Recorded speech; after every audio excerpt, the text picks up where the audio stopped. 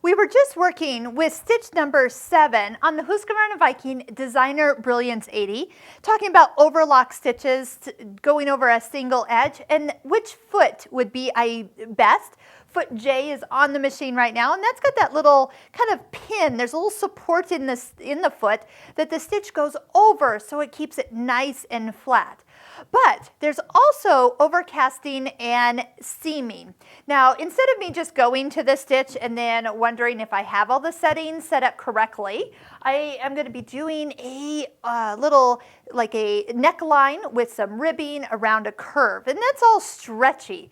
So what if we were to use actually the sewing advisor to help us out? Which stitch would be picked, which settings, width, length, pressure of the foot. And I want to show you how easy it actually is. I know which stitch we're going to get to, but watch. If you don't know how to do this, this is something you'll want to start to practice adding into your steps when you have fabric that you're kind of unfamiliar with. So first off, we're going to pick a fabric that's not woven medium, which is what this was, just a lightweight cotton. And by the way, when you're done with this, you'll want to bring it back to woven medium. Leave it on that fabric setting because that's like a nice normal setting. Things aren't changed, and I'm going to show you what's going to change. So let's go ahead. You can touch the Joy of OS Advisor sewing machine at the top center, or you can touch the fabric swatch in the top left. So I'm going to touch the fabric swatch because I'm going to change my fabric. You would have gotten here by touching that as well. So if we go into stretch, let's just do stretch medium. And then we're going to use the sewing advisor down here where we can actually choose seam and overcast. So when I choose it, it's going to come up with even the tutorial of how I want to do this, which foot I should use. It actually changes it to B, which is fine. I can do that. But it also lengthened this out a little bit from its original setting. See how there's actually kind of a space on that stitch? Instead of it coming back to the same stitch, it's opened up a little bit. That's because of the stretch fabric selection. But the other thing I want to show you, it's kind of hidden. This is where your thread portioning is. It's not tension, but it is.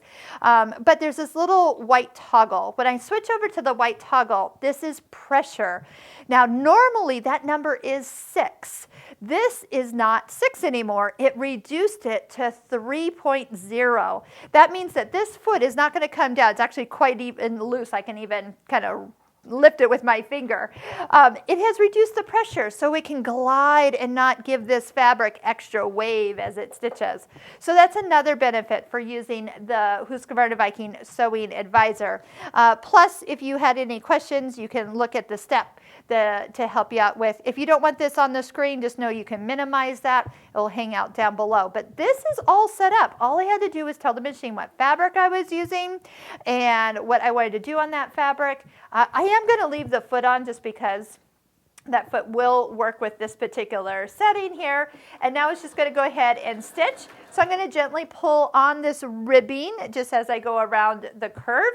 But what it does is it just makes doing this particular technique, I can feel that the foot is not fighting my fabric, and that's because of that pressure change that it did for me automatically.